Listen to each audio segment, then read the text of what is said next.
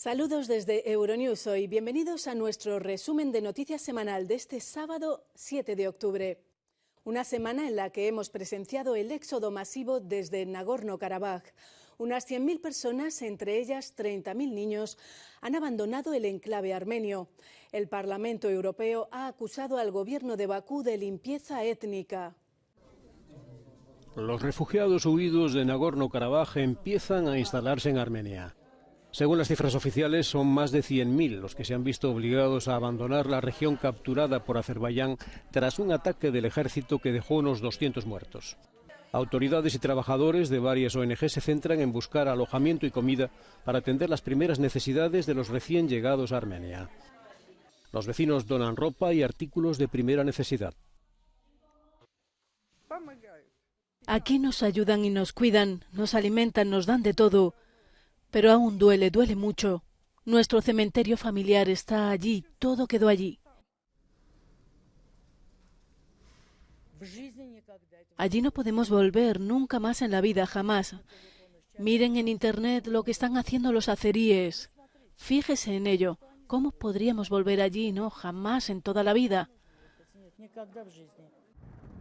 Armenia acusó a Azerbaiyán de limpieza étnica, lo que obligó a casi toda la población armenia de la región a huir de sus casas urgentemente. El Parlamento de la Unión Europea apoyó estas afirmaciones en su resolución y acusó además a Azerbaiyán de violación flagrante del derecho internacional y de los derechos humanos. Las alguna vez bulliciosas calles de la ciudad principal de Nagorno-Karabaj parecen desiertas después de la huida de la mayor parte de la población armenia tras la reciente toma de control de Azerbaiyán. Las autoridades de Bakú acompañaron a periodistas internacionales a la ciudad de Stepanakert, conocida como Kankendi por los azeríes, ahora prácticamente abandonada. El éxodo a Armenia se ha desacelerado y solo quedan unos pocos miles de una población de 120.000 armenios. Mientras Azerbaiyán intenta afirmar su control, la situación en la antigua región separatista sigue siendo tensa. Armenia asegura que un soldado murió y 2 resultaron heridos cuando su vehículo fue atacado por las fuerzas azeríes. La afirmación no ha sido verificada de forma independiente. Esta semana también se han producido mortíferos ataques rusos en Kharkov, que dejaron el jueves más de 50 muertos, mientras prosigue la contraofensiva ucraniana en el sur. Un niño de 10 años y su abuela han muerto este viernes en Kharkov, al noreste de Ucrania, en un nuevo bombardeo ruso. El ataque ha dejado al menos 28 heridos y tiene lugar un día después de que otro bombardeo matase a más de 50 personas en la ciudad de Groza. Entre los heridos se encuentra otro nieto de la mujer fallecida de tan solo 11 meses. Han descubierto el cadáver de un niño de unos 10 años en una habitación del tercer piso. Las operaciones de búsqueda continúan. Según la misión de monitoreo de las Naciones Unidas, se ha identificado a 35 de las 52 personas que murieron en el bombardeo de este jueves. Se trata de 19 mujeres, 15 hombres y un niño de tan solo 8 años. Entre ellos estaba también un soldado ucraniano que acudía al funeral. Han muerto mi hermano, mi cuñada y mi madre. Mi hermano nació en 1975, su esposa en 1980 y mi madre en 1958. El alto comisionado de la ONU para los Derechos Humanos, Volker Turk, que vio por sí mismo el horrible impacto de tales ataques, está profundamente conmocionado y condena estos asesinatos. Ha desplegado un equipo para hablar con los supervivientes y reunir más información. El de Groza es uno de los peores ataques contra la población civil llevados a cabo por Rusia desde el inicio de la invasión a gran escala. Pese a la matanza, Moscú mantiene que solo ataca objetivos militares. En España, el pasado martes, vimos además cómo el rey Felipe VI proponía a Pedro Sánchez como candidato a la investidura del Gobierno de España. El rey Felipe VI propone a Pedro Sánchez como candidato a la investidura del Gobierno de España, un encargo que el socialista ha aceptado con ilusión y responsabilidad. El presidente en funciones y líder del PSOE solo cuenta por el momento con los 121 votos de sus diputados, a los que espera añadir los 31 de su socio de coalición, Sumar, pero deberá acelerar las negociaciones con los partidos independentistas catalanes Junts y Esquerra Republicana de Cataluña, imprescindibles para la mayoría en el Parlamento. Sánchez intentará obtener los apoyos tras el intento fallido del candidato popular Alberto Núñez Feijóo. De no lograrlo, habría una repetición electoral en España el 14 de enero. El Ayuntamiento de Murcia, en España, ha declarado 3 días de luto tras el mortífero incendio en 2 discotecas que ha dejado al menos 13 muertos y más de 20 heridos. 2 de las discotecas implicadas en el incendio, Le Teatre y la Fonda de los Milagros, no tenían licencia municipal y sobre ellas había una orden de cese de actividad desde enero de 2022. El fuego comenzó en la madrugada del domingo en uno de los locales del complejo de las Atalayas, una popular zona de Murcia frecuentada por la comunidad latina. No, un amigo estaba desaparecido hasta hace un rato. Me ha dicho mi mujer que ya lo han encontrado y ya es un alivio, porque estamos desde esta mañana intentando buscarlo, localizarlo, varios amigos también. Yo iba a ir a la discoteca ayer, sino que por cosas de la vida no fui. No fui y me quedé allí en casa. No han dicho nada, solamente nos tomaron pues la declaración, las descripciones físicas de él y nada, esperando. Y también en España este jueves líderes de 45 países europeos, incluido el presidente Zelensky, acudieron a Granada para debatir retos como la seguridad, la energía, el clima, la ampliación, la migración y la ayuda a Ucrania. Ha llegado la hora de la ampliación. La idea de ampliar la Unión Europea ha ido ganando impulso desde el inicio de la guerra en Ucrania y será uno de los temas principales en las 2 cumbres consecutivas de esta semana en Granada, España. Los Balcanes occidentales, que ya llevan décadas en la cola, y recién llegados como Ucrania o Moldavia, están aumentando la presión sobre el bloque. Pero antes de que la Unión Europea pase de ser un club de 27 miembros a una asociación de más de 30 países, todos coinciden en que hay cosas que tienen que cambiar. Tendría que haber una reorientación de las grandes prioridades de gasto en agricultura y cohesión, porque obviamente Ucrania, si entra sin ningún cambio, se comería la mayor parte del presupuesto y eso no sería aceptable. Así que tendrá que haber una difícil negociación en términos de presupuesto. Pero además de lo que significará para los países de la Unión Europea dejar entrar a miembros más pobres, Cameron cree que las ampliaciones pasadas perdieron la oportunidad de reformar el actual voto por unanimidad para evitar vetos en temas clave. Una idea que también comparten los países más grandes de la Unión Europea. Este es uno de los puntos principales de un nuevo informe sobre ampliación presentado por Francia y Alemania. Pero el texto también propone crear diferentes niveles de membresía. Pero para este eurodiputado rumano, la pertenencia a la Unión debe ser igual para todos. Hay que tener mucho cuidado de no tener países de segunda categoría dentro de la Unión Europea porque incluso en Bruselas se habla de la idea de tener países de primera categoría, tal vez los antiguos, y países de segunda categoría, los más nuevos. Y eso es muy malo, es una idea muy mala. Sea cual sea el resultado en Granada, la adhesión a la Unión Europea es un proceso largo y tedioso, especialmente si uno de los países está actualmente luchando en una guerra, lo que significa que igual que la Unión Europea tiene sus deberes, los países candidatos también tienen que empezar con sus reformas.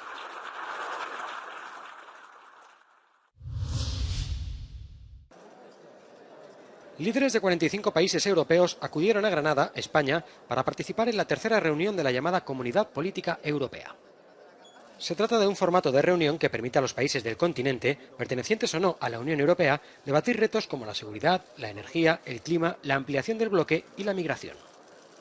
Con los líderes del bloque prometiendo mantener su apoyo a Ucrania, el presidente Volodymyr Zelensky pedía por su parte al continente unidad política. El principal reto que tenemos es salvar la unidad en Europa. Y no hablo solo de los países de la UE, sino de toda Europa. Creo que es el mayor desafío que tendremos, porque Rusia atacará con desinformación, con falsificaciones, etc. La cumbre de Granada también se centra en dar un importante impulso a la ampliación de la Unión. Ucrania y Moldavia quieren iniciar las negociaciones de adhesión este mismo año y 6 países candidatos de los Balcanes occidentales exigen también un calendario claro. La ampliación siempre es buena para Europa. Ayuda a proporcionarnos seguridad, a arraigar la democracia y los derechos humanos y también ayuda a la economía europea a crecer y desarrollarse. Así que creo que es muy importante que cuando analicemos no solo veamos el cálculo financiero. En un principio, los dirigentes tenían previsto facilitar en Granada conversaciones entre Armenia y Azerbaiyán, pero este último rechazó acudir a la cumbre, si bien desde Bakú aseguran estar dispuestos a negociar con Ereván. Tampoco acudió Turquía, un actor clave en la región.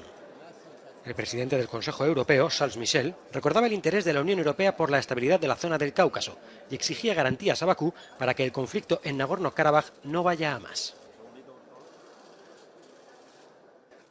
Tuve una conversación telefónica hace 2 días con el presidente de Azerbaiyán y dejó muy claro que ellos no tienen reivindicaciones sobre Armenia. Hay que decirlo claramente para asegurarse de que hay un reconocimiento mutuo de la integridad territorial.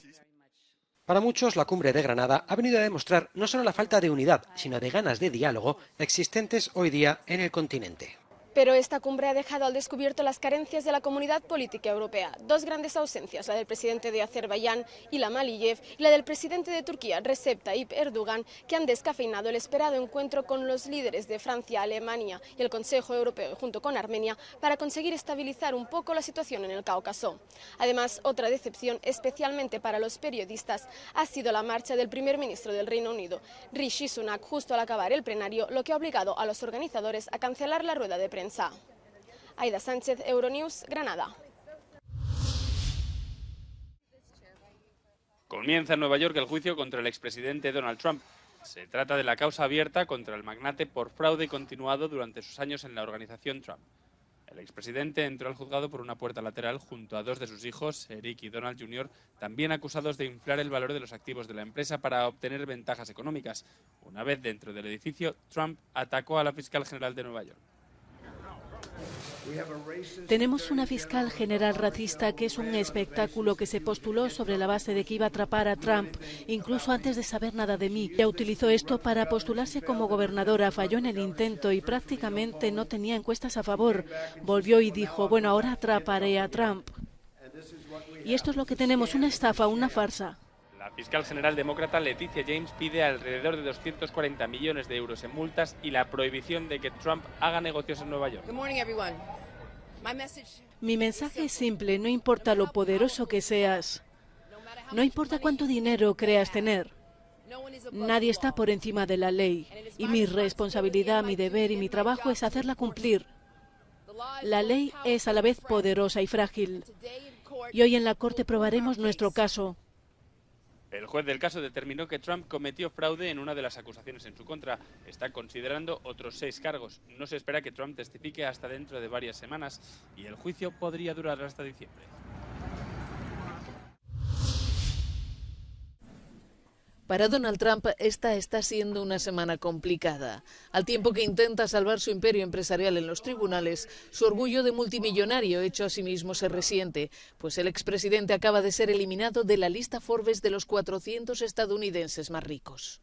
Su patrimonio se ha reducido en un 19%, unos 600 millones de dólares, debido a la pérdida de valor de su plataforma en las redes sociales y de sus edificios de oficinas. Pese a todo, Trump aún conserva una fortuna estimada en 2.600 millones de dólares. Estados Unidos refuerza el muro fronterizo con México. Las labores de construcción incluirán la edificación tanto de barreras físicas como de vías para prevenir la entrada irregular de migrantes a territorio estadounidense. Washington afirma que esta no es la respuesta adecuada para atender el fenómeno migratorio, pero que el gobierno se ha visto obligado a seguir con el proyecto porque así fue aprobado por la administración Trump en 2019.